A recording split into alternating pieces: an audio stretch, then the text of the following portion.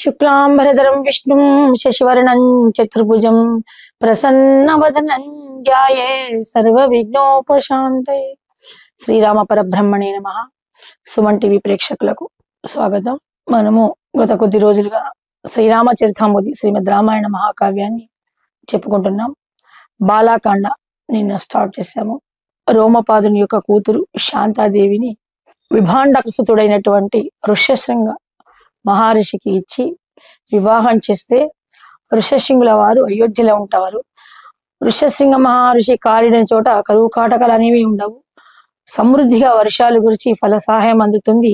భూమి సుసంపన్నమై వ్యవసాయ భూములన్నీ సుభిక్షంగా ఉంటాయి అని వశిష్ఠ మహర్షి సూచన మేరకు స్నేహితులైనటువంటి రోమపాదుడు దశరథ మహారాజు బాగా ఆలోచించి ముందుగా అనేకమైనటువంటి పళ్ళు పలహారాలతోని ఋష్యశృంగుల గారికి స్వాగతం చెప్పడానికి తమ రాజ్యాలకు ఆహ్వానించడానికి మునిగణ సేవితులై మునిగణ సమూహాలుగై ఆ విభాండక మహర్షి యొక్క ఆశ్రమానికి చేరుకుంటారు. అయితే ఇక్కడ ఏంటంటే ఋష్యశృంగుడు అయోనిజుడు. ఆయనకు అటువంటి పేరెందుకు వచ్చంటే మృగము ఆ శృంగము కలిగినటువంటి ఒక మృగాన్ని చూసి మోహావేశాన్ని ఒక భాండంలో దాచిపెట్టడం వలన, అంటే తన వీర్యాన్ని భాండంలో దాచిపెట్టిన విభాండకుడు ఋష్యశృంగుడు జన్మించాడు మంత్రోక్తంతో. ఒక స్త్రీని వివాహం చేసుకొని పుట్టినటువంటి సంతానం కాదు, మంత్రోక్తంగా మృగాన్ని చూసి మోహితుడై మృగకేళిని చూసి మోహితుడై తనలో ఉన్నటువంటి వీర్యాన్ని ఒక భాండంలో దాచిపెట్టి మంత్రోక్తంగా ఒక బాలుని రూపాన్ని సంతరించేసి అతన్ని పెంచుకోవడం వల్ల ఋష్యశృంగునికి ఇంకా వేరే తండ్రి తప్పితే ఆ తన చుట్టుపక్కల ఉన్నటువంటి ఆశ్రమము, అక్కడ ఉన్నటువంటి జంతువులు, ఫలవృక్షాలు తప్పితే ఇంకా ఏ లోకాన్ని చూడలేదు. ఇప్పుడు దశరథ మహారాజు అనేకమైనటువంటి సౌందర్యోపేతమైనటువంటి సౌందర్యవంతులైన పరిచారిక గణాలతోని అనేక ఫళ్ళు ఫలాలు, వాళ్ళకి ధనం అవసరం లేదు, తినే వస్తువులు ఆహార సమృద్ధిగా మంచి పిండి వంటలు, మిఠాయిలు అనగా లడ్డూలు కరిజలు ఇలాంటి పిండి వంటలన్నీ మధురమైన పిండి వంటలు తీసుకొని వెళ్ళి ఆయనను చాలా సంతృప్తి పరుస్తాడు. ఎప్పుడు కూడా ఆడవాళ్లను చూడలేదు కాబట్టి వాళ్ళు కూడా చాలా అందమైన ఒక జంతు సమూహం అని అనుకుంటున్నాడు ఋష్యశృంగుడు. కొన్ని రోజులు అక్కడ ఉండి మానవ లోకానికి, అంటే ఆయన ఎప్పుడు కూడా జన సమూహాన్ని చూడలేదు తండ్రిని తప్పితే. తనలాంటి కానీ అనేకమైన వేదాలు నేర్చుకున్నటువంటి వాడు, అనేకమైనటువంటి తపోబలం, అనంతమైన తపోబలం అన్నటువంటి వాడు, బ్రహ్మవరంతోని ఋషిగణాల వరంతో ఆయన ఎక్కడ కాడిన చోట కరువు కాటకాలు సమసిపోయి మంచి వర్ష సమృద్ధి జరుగుతుంది అనేటి వరాన్ని పొందినవాడు. అటువంటి శృంగ మహర్షిని తమ అయోధ్యకు సత్కార్య నిమిత్తం ప్రజాసేవ నిమిత్తం తీసుకొని రాబడుతున్నాడు మనకు బాలాకాండలో ఋష్యశృంగ మహర్షి. అది కూడా మామూలుగా రమ్మంటే రారు, పెద్దవాళ్ళు గొప్పవాళ్ళు ఎలా వస్తారు? అశ్వమేధ యజ్ఞం చేస్తున్నాము, దానికి మిమ్మల్ని ఆహ్వానించడానికి వచ్చాము, మీ ఆధ్వర్యంలో అశ్వమేధ యాగం చేయాలి, మాకు ఈ వరాన్ని ఇవ్వండి అని అడిగితే అప్పుడు విభాండక మహర్షి తన కుమారుడైనటువంటి నవయవనవంతుడైన శృంగమహాముని ఋష్యశృంగుని వాళ్ళ చేత పంపిస్తాడు. ఇది మనకి నేటి కథ, ఋష్యశృంగ మహర్షి కథ. ఋష్యశృంగ మహాముని అడుగిడి నక్షణం క్షామము నశించి క్షేమము వరించి ధాత్రిని వర్షధారల పులకించు భువి అనగా శిరశృంగముతోడ జనించిన విప్రశ్రేష్ఠుడు విభాండకుని సుతుడు కశ్యప ప్రజాపతి వంశీయుడు దేవి వరప్రసాదుడు ముని కిశోరము. ఇక్కడ ఏంటంటే యవ్వనమంతుడు. కిశోరం అంటే కిశోర వ్యవస్థలో 16-17 సంవత్సరాల కందమూలాలు తిని మంచి కండలు తిరిగి పెద్ద దీర్ఘ శిఖను ముడిగా వేసుకొని ఆ కొమ్ము ఒకటి మృగానికి ఉన్నటువంటి లేడికి ఖడ్గం, మృగానికి ఉన్నటువంటి ఆ కొమ్ము ముందుగా కనపడుతుందట. దేనినైతే చూస్తూ మోహావితుడైనాడో ఆ మృగ రూపంగానే జన్మించాడు. మృగానికి ఉంటుంది కాబట్టి ఆ కొమ్ముతోని జన్మించాడు ఋష్యశృంగుడు. ఆయనకి ఏమీ తెలియదని మనం ఇంతకుముందు చెప్పుకున్నాం. అరణ్యముగా కాన్యమెరుగడా బ్రహ్మచారి పితృశుషవృత దీక్షపరుడు ఋషశృంగుడు వినుమా దశరథను ప్రశేఖర అరిష్ట నివారకుడు విభాండక సుతుడు కాలిడిన చాలు కాటకములన్నీ సమసి దేశము సుభిక్షమగును రోమపాదుడు ధర్మనిరతి కొంత దప్పినందుల చింతించి రాజ్యారిష్టము నివారించగా శృంగముని అంగరాజ్యమునకు ఆహ్వానించబోని.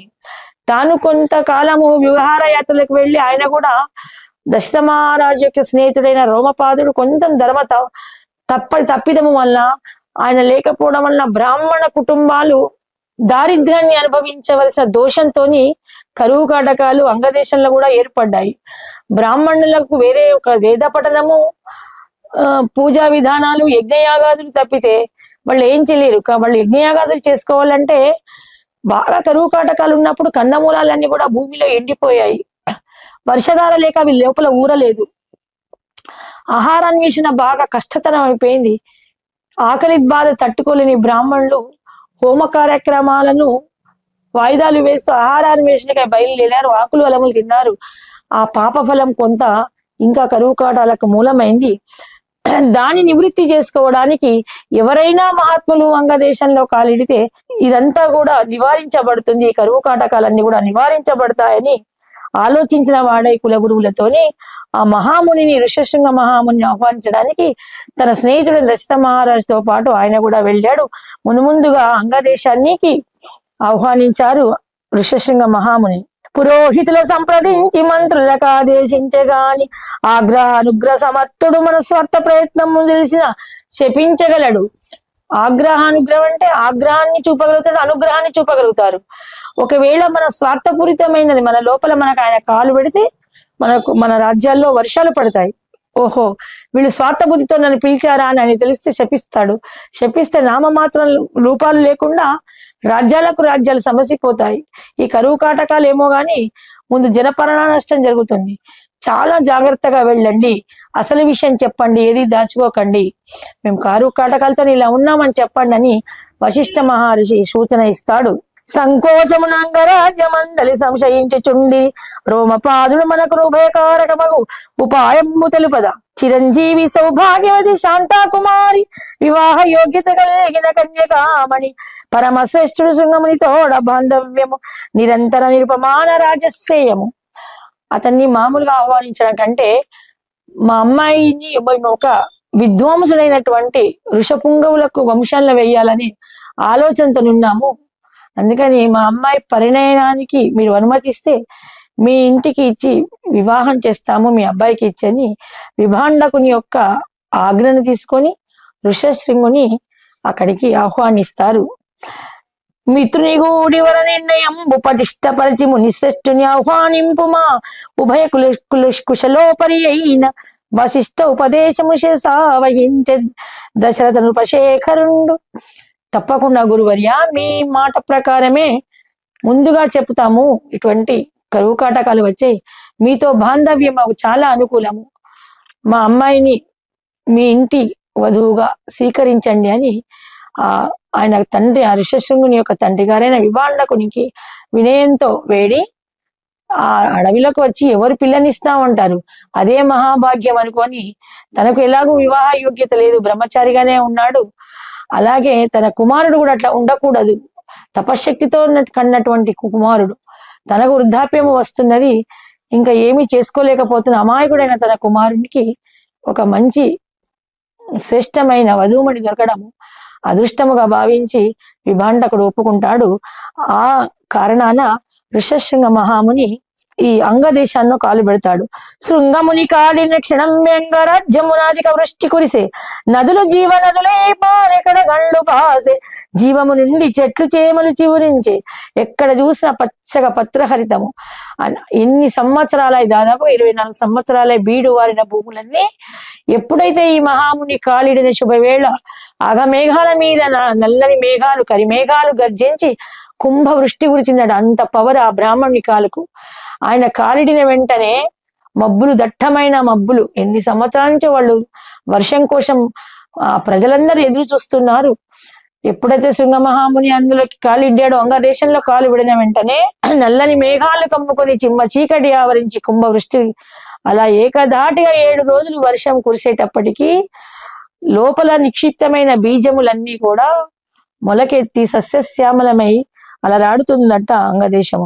విభాండక సుతిని విశిష్టతను కనులారగని కోసలపతి వశిష్ఠ రుచి అనుమతి తోడరు శృంగముని ఋషశృంగునిచే అశ్వమేధము చేయ యోచించి అక్క నుండి అశ్వమేధ యాగానికి కోసమై అయోధ్యకు ఆహ్వానింపబడ్డాడు. అశ్వమేధ యాగం, అశ్వమేధ యాగము అనగానే అశ్వాన్ని చాలా అలంకరించి ఏదో హోమగుండంలో బలి పశువుగా వేస్తారని కాదు. ఇక్కడ అశ్వాన్ని అలంకరించి వాళ్ళ రాజ్య ప్రతిష్ట కోసము 1 సంవత్సరం కాలం పాటు పంపిస్తారు దేశం మీదకి. అది అన్ని దేశాలు తిరుగుతుంది.